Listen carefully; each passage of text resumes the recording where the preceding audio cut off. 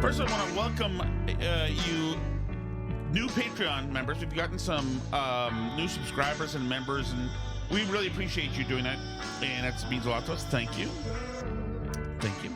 And new listeners in general. Yes. Even if you don't subscribe to Patreon, which we obviously appreciate, that's patreon.com/burnbarrel. But even if you've just joined us to listen new, which we have also seen a lot of you have come and started listening to the Burn Barrel podcast, that is great. And you are welcome, whether you subscribe to Patreon or not. Yes. We appreciate you both ways. So thank you for being here. Folks who have jumped over from the radio, from WTIC. I appreciate that very, very much. I think that you'll find that this podcast is a better version of the radio show. By the way, there's a suggestion in the chat, which you're about to plug a new show. Yeah. But there's a suggestion in the chat for an alternative name for your new show that we didn't take this route. But okay. Splash thinks you should have gone with Wake Up and Take a Shattuck, Toilet Flush Sound, Tom Shattuck's AM News Dump.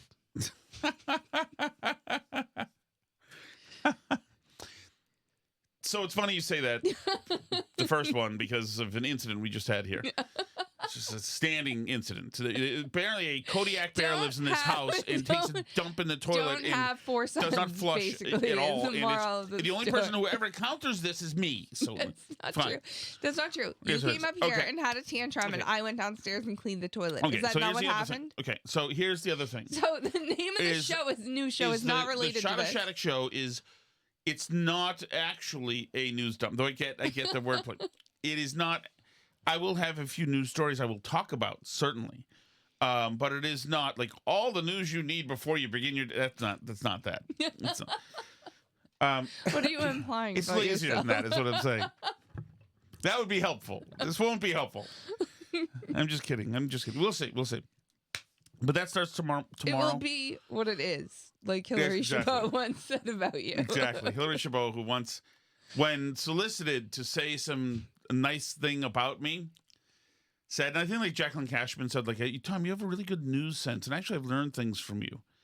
And like that was wonderful. And Hillary Chabot said, Shattuck, you are who you are. That was it. Accurate, though. I am who I am, yeah. All right. So I guess we'll start where we have to start, Alice. You haven't even heard this. Wait, but you didn't plug the new show yet. Yes, it is. It's a Shot of Shattuck show, yes. It's a Shot of Shattuck show.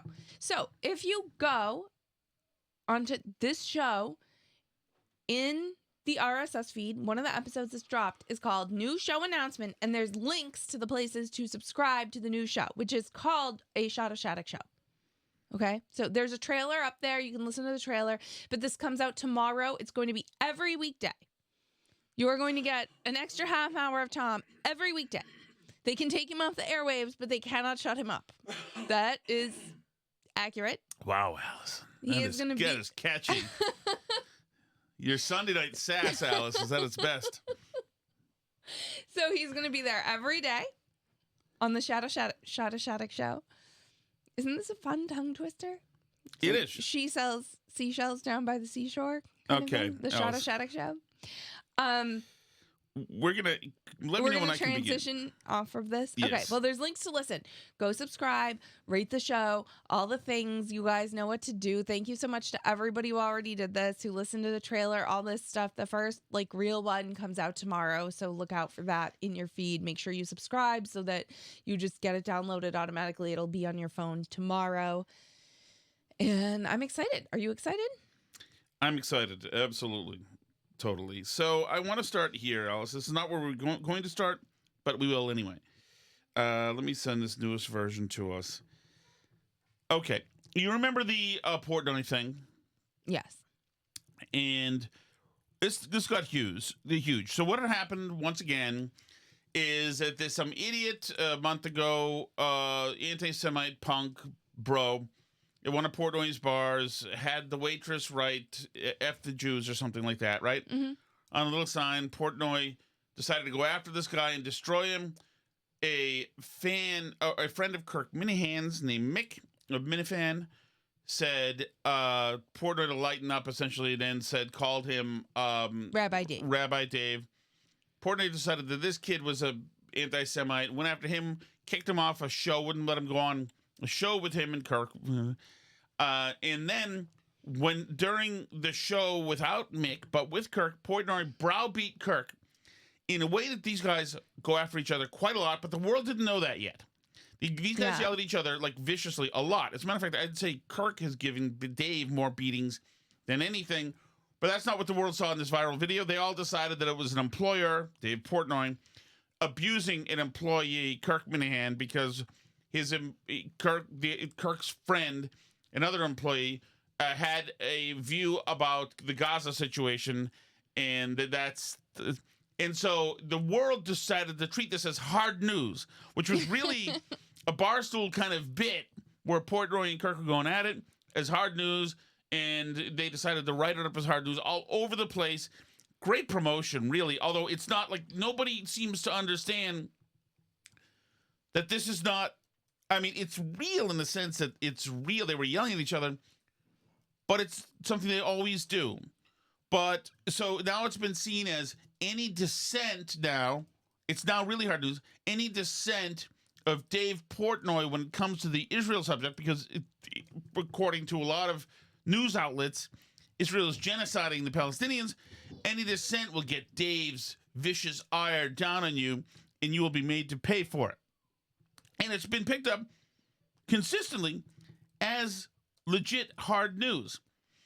So now, right when it seemed like we've been a week away and it's dying down, in comes Glenn Greenwald. And this is so stupid because this is all a matter of, I don't like that. This is all a matter of, like, nobody knows what they're talking. Nobody's filled it. The only people who know what's going on are Kirk Minahan show fans and the members of the show. Everybody else is totally misinformed about this. But now, Glenn Greenwald retweets this Dave viral video going nuts on Minahan. You have a conversation? You're an idiot. Okay. Continue. You're literally saying people should be allowed to make Jew jokes, say whatever they want right fucking now. So you get it. Remember, we played it already. So Glenn Greenwald now, who's living in Brazil, who's had some of his own controversy recently involving some kink film, quote tweets this and says, so many people transformed in record speed from, quote, only woke losers and snowflakes want to ban offensive speech to, we must urgently ban jokes against one particular minority group, which coincidentally happens to be my own, because these jokes are too dangerous to allow. Okay, so there's a new level of insanity. Glenn Greenwald doesn't know but it doesn't matter. To which Portnoy responds to Greenwald. And it appears to me that it's very possible that Portnoy has no idea who Greenwald is, but nobody knows anybody in this. Yeah, I don't think Greenwald knows who Portnoy is, and I don't think Portnoy knows who Greenwald is. It's a total, ships passing in the night. This is just a weird fluke of the news cycle that they're talking about each other at all. So Alice, you're going to love this. Portnoy goes back at him and says, hey, Glenny baby, at G. Greenwald, you clearly didn't watch the entire video and are just using my name for clicks. Can't knock the hustle. Now, Portnoy has 3.7 million. Greenwald has 2.7 million. Right. These are two big name people, but two big name people who I assume have no idea about each other. Right. Clearly using my name for clicks, can't knock the hustle. So let me clarify it for you. I recently found out who you were with that gay kink bleep that got leaked. No judgment. We all have kinks, but I'll put it in terms you can understand. He's going there now during Pride Month. After the Pulse nightclub attack, when Omar Matten killed a ton of gays... Isn't it Omar Mateen? He writes Matten, okay. M-A-T-T-N. There's going to be some spelling coming up, Ellis. Okay. After Pulse nightclub attack, when Omar Matten killed a ton of gays, cause, C-A-U-S-E, it violates his religion if somebody tagged you seconds after that tragedy with a homophobic joke. You'd probably hate that person and assume they were a homophobe dickhead, and rightfully so. Doesn't make it illegal, it just makes him an asshole. Now, if a person says being gay is against the will of God and says you should murder all gays, including you, in cold blood, that to me is a problem and is no longer just free speech. So what I was saying, and you'd know if you watch the entire vid, if people want me to tag and make Jew jokes right after terrorist attacks in the U.S., they can do that, and they are doing it. But those people are anti-Semitic pieces of bleep. The Dave can't take a joke angle doesn't work for me. In that case, just like I'm sure somebody made fun of a bunch of gays getting slaughtered, you wouldn't think it was funny. I didn't say they should go to jail, just that they are pieces of bleep. Now, if jihadists openly chant they want to kill all Jews in America, yes, that is a problem for me. Sorry if you're not cool with that. I'm not. Hopefully that clears it up. Now, if Dave just stopped there, that's fine. He's got one more sentence. Have you seen this? I have. Okay, he's got one more sentence. Now, keep taking it up the ass, my man. No judgment, in parentheses. So, there we go. This whole thing... I love 2025. What a good year. Okay. So, I've already messaged Mick already, and I've made the point on Twitter that, like, we're going to have a global nuclear war here, and nobody's going to know why. Somehow it's going to be because of Beyond Average Mick. Congrats, Mick. Will be the most consequential man in the history of the United States. It is funny because so much of this is such like inside baseball stuff, and it's really a mark of the modern celebrity culture. And this gets back at kind of when we were talking about, and we've obviously spent a lot of time this weekend talking about media and radio and how it's dying and this and that and how it's not the same anymore, and podcast culture and various things along these lines. We're in a new world, and one aspect of that world is like niche subcultures in a way that didn't used to exist before, right? Like it used to be that everybody got their news from Walter Cronkite and everybody knew what Walter Cronkite said about the thing. Yep. And like everybody watched the same thing, you know, so people might come up with different conclusions about it, but everybody had watched the same news program. Yep. And now that's not true anymore. Like, now I've watched J.D. Vance joking around with Theo Von about who he has muted on Twitter and stuff. And somebody else has watched something different and doesn't know who Theo Von even is. And somebody else has watched something different and doesn't know who any of those people are. And I'm always amazed, like, every time I see something about something our kids are into, like of YouTubers or something, there are these people that have millions of YouTube followers that I've literally never heard of. Yes. Like, and totally. nobody I know has Well, ever we're heard of. too old. Well, we're too old, but also they each have like a very, it's like totally siloed from each other. There's all these people that are into this subculture and have heard of all these people, and then like a bunch of nobody else has heard of any of that that's going on. So all these worlds feel so big when you're in them, and like all this stuff that's happening in this world is so important. But it feels just as important as it did when somebody went on Walter Cronkite and said something, Yes. right? But it's not actually as big because the number of people that are seeing any of these things is like a huge amount smaller. Yes. There's still a lot of them in raw numbers. And it's very cool that so many different types of people can make careers out of doing this stuff. But at the same time, like, nobody is as big as people used to be. Well, I mean, with few exceptions. Like, Well, Rogan is bigger than all the people. Although, Well, you're right, right. but, Cronkite like- was probably bigger than Rogan because Well, he right, captured it. because and half the yeah, country. Rogan has like what 20 million listeners to his podcast, probably on average per episode, Well, you're right. You're right. something like that. But It's there's- plurality fame now. right? But there's a ton of people who like don't even know who Joe Rogan is. Yeah. like a ton of them. Right. And a lot of the ones who know who Joe Rogan is have only like heard the name through like Where's the Left's Joe Rogan articles in the New York Times. Like Right. they've never watched an episode of Joe Rogan. There's so many people. So he might be the biggest thing going right now, but he's still way smaller than these monopoly news channels used to be. And the world hasn't adjusted to that. And we've seen a lot of that happen where, for example, like your talk radio show that you had up until 2 days ago, a lot of people really assume that that's a big deal. And it feels like a big deal. It had a lot of listeners. Thank you very much, everyone who was listeners to that show. You made it a really special time, not just for Tom, but like for our whole family. And it was great. But it was not as big as talk radio jobs used to be. Well, right. It was not. And it's the end of an era. And you were lucky to be in at the tail end of that era and get to experience some of it. But that stuff is going away. And in a way, it's really awesome and democratizing because there's a lot of room for a lot of people to come in and have like some kind of influence.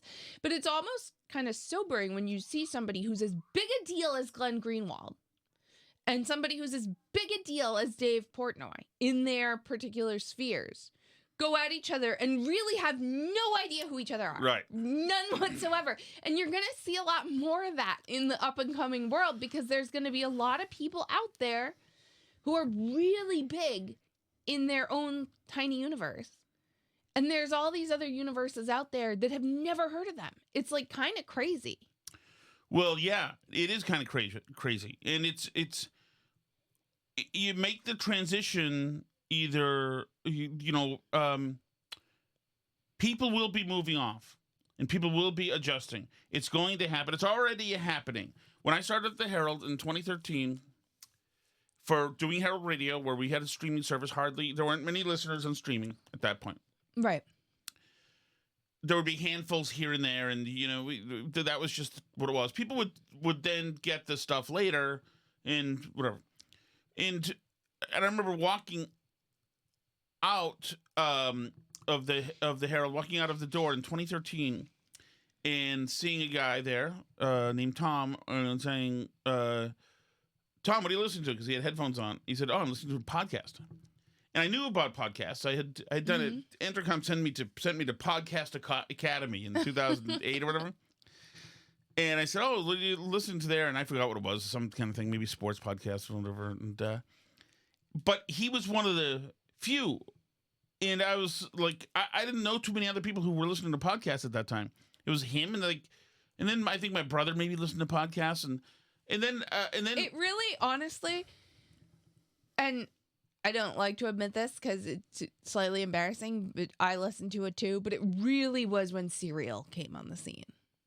And that was on NPR though too. No, it was, but that was Adnan Syed and Serial, where they were talking about this case. He was blatantly guilty of murdering his girlfriend, but it was like a fascinating, well-presented season of a podcast. That I feel like was really the moment when everyone was like, "Oh, now we listen to podcasts and that's what we do." Right? Right. That was like, I feel like that, and I mean, that's a stereotypical thing to say. I'm sure a lot of people have that take that Serial broke through, but that was when a lot of people were like, "Oh, now podcasts are a thing." I think that's a huge one because it was a big shared experience from people.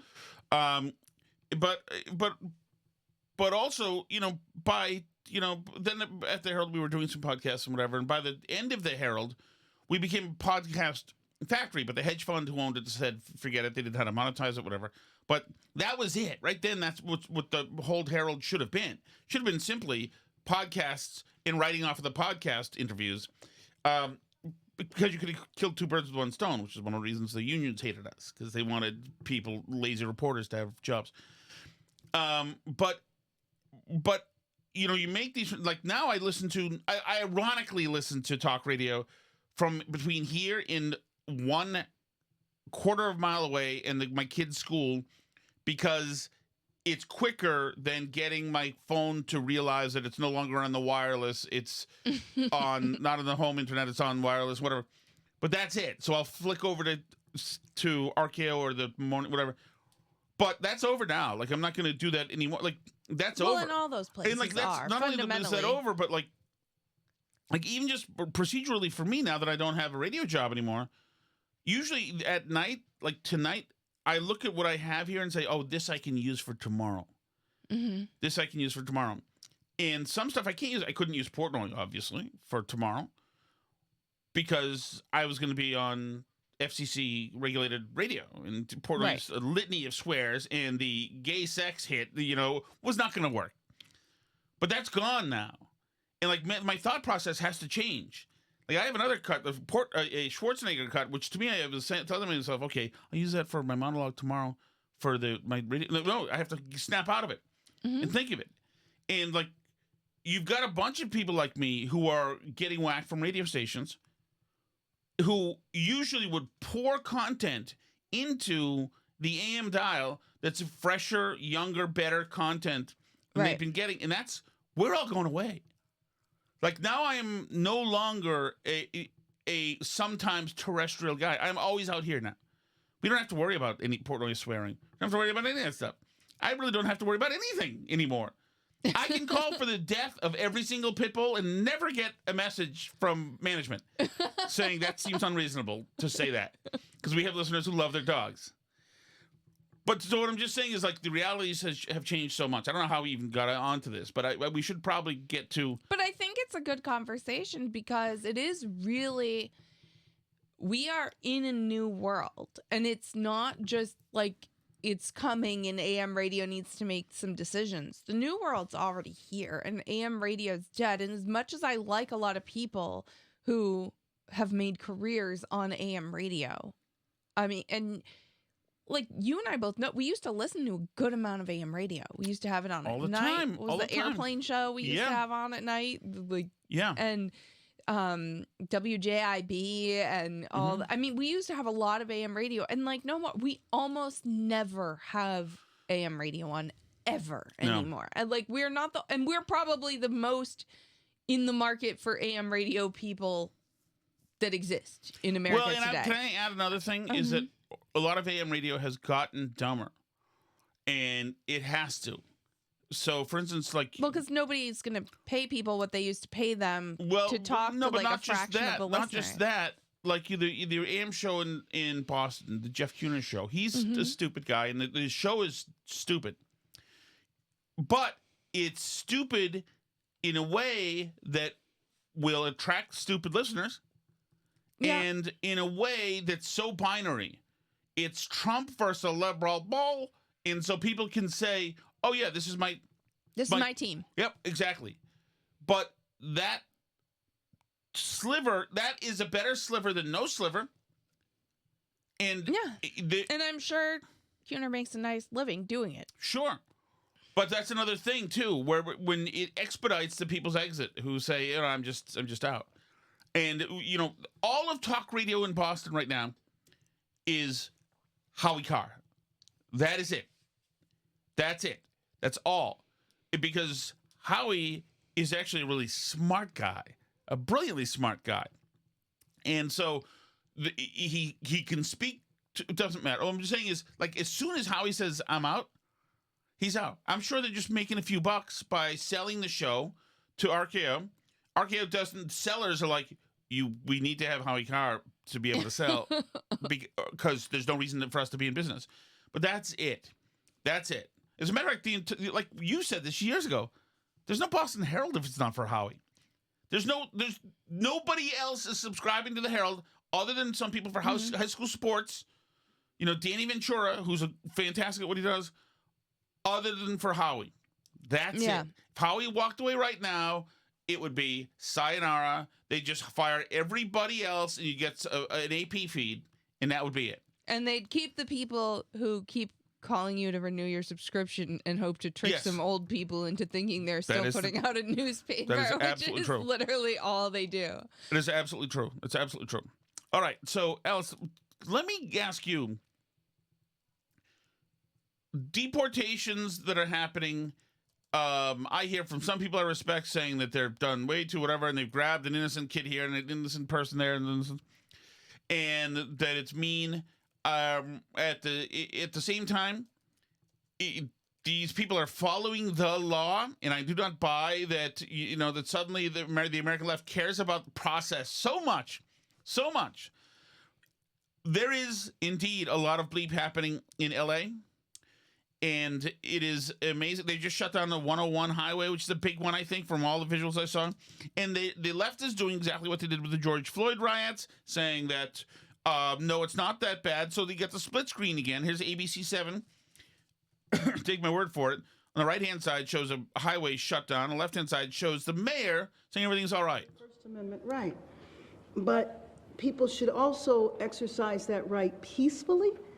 We do not want to play into the administration's hands. We're working with officials, we're organizing resources, but what we're seeing in Los Angeles is chaos that is provoked by the administration. When you raid Home Depot and workplaces, when you tear parents and children apart, and when you run armored caravans through our streets, you cause fear and you cause panic. So it's Trump that's causing all this chaos. Right. So, and let me just, okay, so let's fill in some context for everyone who's listening, because, I mean, if you're not a weirdo who was on Twitter this weekend, then maybe you didn't see any of this. But basically, like, massive riots in LA, like Mexican flags flying, cars on fire, dirt bikes roaring through the streets. There was one like really big video where there were people trapping an ICE SUV, like trying to block it in, and it finally somebody pretended to fall down in front of it like they'd been hit, which they hadn't been hit, but the vehicle like got around them and got out.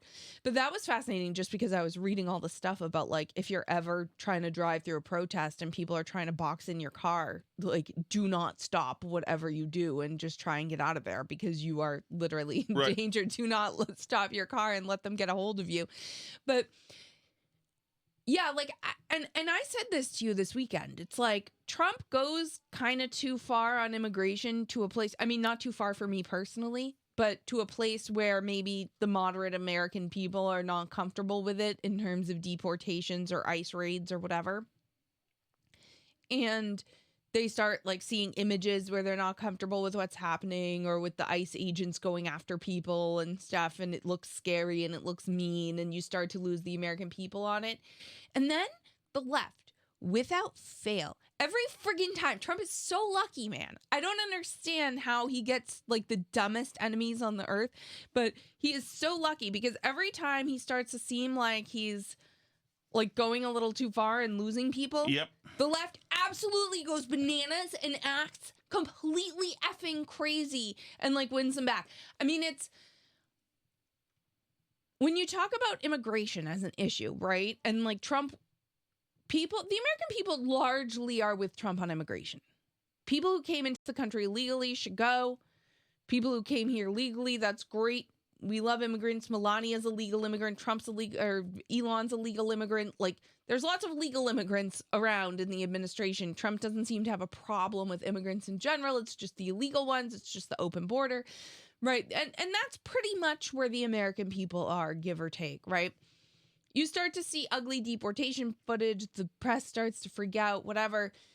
But then you have all these people freaking setting cars on fire and waving Mexican flags in the streets. And like, what exactly is your point? Like, what do you think you're winning?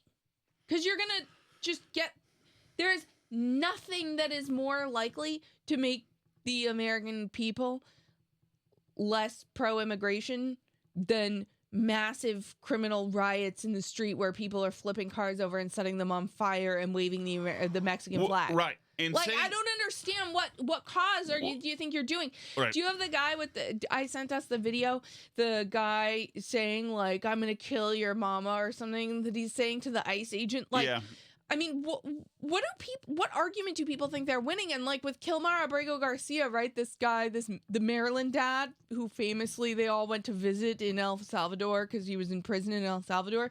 So they've brought him back to now charge him with human trafficking and rot in an American prison for possibly the rest of his life if they don't send him back to El Salvador first. And like, who considers that a win? Like, what? I mean, you and I have said all along it'd be kind of funny if they bring him back to the United States because it's not going to look good for them if they do. But they keep choosing to make the dumbest possible points. Go tell your mama how you proud of corralling people and taking them in. What crime did they make? What crime did they commit? Nothing. I'm sure you're proud, bitch. Oh, these motherfuckers are KKK. This corruption. Look at that. This is brand new motherfuckers. So proud and standing so tall. Yeah. And I mean, like, who does this win over?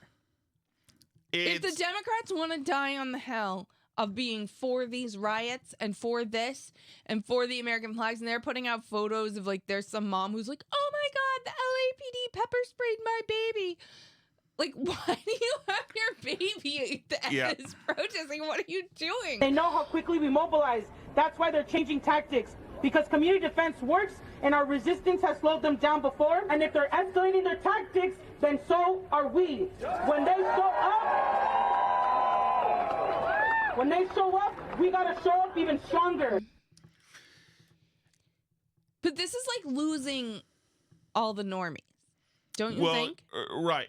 Here's CNN, Shermichael Singleton. Yep, and Anna Navarro's on this. I think a lot of Americans take care of other people. There's a hell of a lot of people, guys. other than the black people who were brought here as slaves, who came to this country illegally. They're not the same as black people who were brought here against our will. That's exactly what I just said. I said there is a lot of people There's a big difference. There is a big difference. That's exactly what I just said. There's a big difference. That's exactly what I just said, Sir Michael. Look and act indignant. That's exactly what I just said. Let me just share Michael. That's other than the black Anna and share Michael, please. There are a lot of people from many I think you actually misheard what she. I think you misheard what she said. No, he purposely misheard it. She said. Yes, she did. So now you're in my Share brain? Michael, listen to me for just a second. Is that where we're going? You think I would say I who have advocated for black people my entire life and say something like that? Anna, because you've advocated for black people, great. Congratulations. Last time I checked, I'm black. You're not. Okay, share Michael. That's right. I'm Latino, and my people are being racially profiled. It is. And do I have to remind you the history of my people? Share. Do you want to go there? No, I don't. Do you really want to go there? Raul, we're going to go to break. Raul Reyes, thank you very much for joining us. Everybody else, hang tight. We'll be right back. When I was studying history, CNN is so freaking unhinged. And while we're on the topic of CNN, because I do kind of want to get to the where is it? I'm trying to find this candidate. Yes, here it is. I found it. This congressional candidate from, I think she's from Michigan, who was on this CNN panel with Scott Jennings. Did you see this one? I'm going to send it again to us to get it back at the top.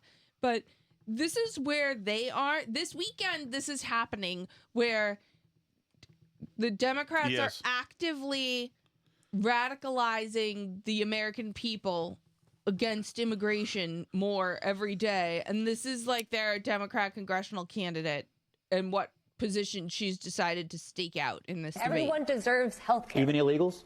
Every single person in the world deserves Just for the healthcare. record, as a candidate, you're for illegal aliens getting Medicaid. I think everyone in the world deserves That's a health yes. care. That's a yes. I'm such a That's a Democratic position. It is a yes, but yeah. It's a Democratic Everyone in the position. world Illegal deserves aliens should healthcare. get Medicaid. But I mean, I mean, How is this controversial? I don't. But how is it controversial? How is it controversial if they don't want someone to die in the hospital because they can't afford it? What do you think pays for health care when undocumented people show up at a hospital? Who pays for that? We all pay for it. Exactly. including undocumented we all pay people for because it. they actually contribute. That's the point. That's the point. We do realize that I love undocumented. this guy saying we do realize that they contribute.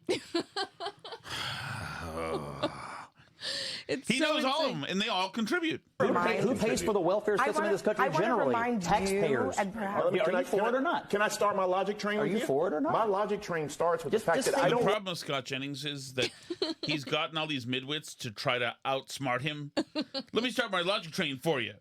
It's like the bull whatever lady with Ben Shapiro turning the chair around. Trish says she never has any control over her show or guests. It's true. Her entire show is like a total chaos mess every day. I don't want to kick 11 million people off Do you of want Medicaid. the illegal aliens on or not? Do I want first of all, do I want undocumented citizens to have say health care? yes. The answer is yes. Scott, Okay. if someone is More undocumented, Democrats. do you want them to not get insulin if they're diabetic? Citizens. I want. Did he say that? He said undocumented citizens. Oh, Do I that's want fantastic. undocumented citizens to have health care? The answer is yes. Oh, that's what he said. fantastic. Medicaid to exist first and foremost for American citizens who need it. That is what about second? How about this? When the people that are picking your peaches. Yeah, I'm passionate about Americans. Passionate for the illegals. Bakari, no, I'm passionate for Americans. How dare you want people to be alive? How dare you? Passionate for the illegals. Bring more. No, I actually want safe and secure borders. You need more. To make your vision of America work, we need more illegals who get more benefits. That's your version of America. No, what I want from America is a place that was promised to us, Scott. To the illegals? Like you do. No, it was promised to us. It was promised to us, not us, me and you, black and white, brown. Scott, do you think that your family was born here? You weren't born here, Scott. I was born in First of all, where does your family come from? My family wasn't born here. My family was actually from Sierra Leone. You're making a passionate argument for a country built on unfettered illegal immigration, and that is not anywhere near a politically popular position. Our country is built on immigration, period. What kind? Period. What kind? Okay. Oh, and first of all, before we go to commercial, what kind? What kind of immigration was I brought here? You're already in the hole. You sure you don't want to stop digging? No, because it was slavery. That's not immigration. Come on. Well, okay. Come on, what? All right, there's a lot to be said. Hold on. No. But you just can't say come on when somebody's like... family came in from Sierra Leone? My family was brought here in chains. The answer is not come on. We're going to... It is amazing. But the left sees the world the way it is right now, and they're like, you know what? We are for more illegal immigration, and we want the illegal immigrants to get free health care on your dime. Yes. Like, that's the position that they feel that they need to stake out right now. Yes. Which is nuts. And I mean, like, I like it as a Republican, obviously. Driver's licenses, you get to vote. You get to have Medicaid. They're undocumented citizens. Yeah. Should we go to the chat? We should go to the chat. And then in the Patreon show, there's a bunch of other things that we have to talk about in the Patreon show, including other things. Other things, exactly. But we have to scroll through this, including, we have to talk about David Hogg and how the chair of the DNC doesn't want to work there anymore because David Hogg's made his life so difficult. Oh, my goodness, yeah. We have to talk about Terry Moran. We have to talk about... I have this Schwarzenegger cut, too, that I don't even know if you know about. Have you seen it? I saw that you posted it. Yeah. We saw some of the stuff, this video game Relooted. Some of this, oh my goodness, oh that's too good. And some of this stuff I may have to make exclusive Alice to the Shada Shattuck show. Shada Shattuck show. Okay, let's go to the ready? Ready. Chat. Here we go. Alice, this is from CC Calabrese. You follow her on Twitter? Mm-hmm. She's great. She's run for stuff. She's a mover and shaker. She's also just great. Hey, Tom. It's Cece Calabrese. Hey Cece. I knew it was going to be Calabrese. If I say Calabrese, it's going to be Calabrese. Wow. Doesn't Cece Calabrese sound like a refreshing Mediterranean wind? Doesn't it? It's a very nice name. Good luck to you in your new endeavor. Thank you. I mean, it's my birthday and all. You didn't have to quit your job for me. Oh, but happy birthday. Seriously, have a great great transition, and I look forward to hearing what you have to say on Burn Barrel. Thanks, Cece. I appreciate that. Bye-bye. Happy birthday. Cece, we need more chats from you, Cece. Oh, Steve from Merrimack, who, by the way, is now like in Turks on Caicos or something, staying at a Ritz-Carlton. That is true. My moles have seen him. Hey, Billy from Manchester. Hey, Tom, Billy. deeply sorry to hear about the news Billy? you broke on Friday or Thursday, but hearing that there could be 2 openings at the Kirk Minahan show for a producer, I think that'd be phenomenal. I think you could do both jobs. I think you should apply for that. Here we go. 2? Dave leaving 2? I thought Justin mended fences over the weekend. Yeah, it's a long commute. It's a long commute for Thomas. Down to Watertown. I don't know if he'd say no necessarily, but he'd have to think about it. But I don't know. Yeah, it's not necessarily out of the cards, but I also like. I mean, I don't have any like porn habits, but I don't know that I would be, if I ever did, don't know that I'd be talking about them explicitly. I don't know if that's my style. And that's what the producers are do, so, you know, they're more racy than I am else. There's Dr. Cheswick. Hey, Tom. Hey. I'm sorry to hear about your job, but thank you. like you said, you've been in the business long enough and you've had this happen so many times before. Well, you've had it happen before. Yep. That you get prepared. I've been through a few of those, and working in the publishing industry, it's you can feel it. You can feel it coming on after the first time it happens. You can start to sense when things aren't going right. So sorry to hear about that. Yeah. Like you said, your options are wide open. This is an opportunity for you. That's how I feel. That's how you got to look at it. It's an opportunity to move into something completely different that is hopefully revenue generating. Right. But yeah, you guys are going to be okay. Yeah, no, the last thing, thank you very much, Cheswick. I appreciate that. The last thing before the Zoom meeting that I noticed was that the meeting between me and my program director was me and my program director. And then in the Zoom meeting, the general manager was on the Zoom meeting. I was not told that before. And so that's either a surprise bit of good news we both wanted to be here to tell you, or just a standard whacking. And, they don't whack them covertly like they used to. I mean, and no hard feelings, honestly, because the talk radio industry is not what it used to be, and you've been blessed with having this opportunity for as long as you have. So it's... Oh, yeah. I mean, it's sort of... You're playing with the house's money when you're on AM radio with a salary for as long as you were. I mean, I totally agree. And once again, if you're going to get whacked or your contract not renewed, the way they did it was as humane and gentle and human as I have ever seen. I've never been whacked with such love and tenderness. TLC, yeah, seriously. So thank you for being here. If you are on Patreon, thank you, new Patreon people. You may not be used to how this goes, but we will keep the Patreon show going after this. So stay right there. Don't turn it off just because we're playing the closing music. Just stay on Patreon and we will keep streaming. More to talk about. If you want to join that and join the live chat and all that stuff, that's patreon.com/burnbarrel. If you're listening right now for the first time, you don't have to pay. Just burnbarrelpodcast.com. You can listen all the time.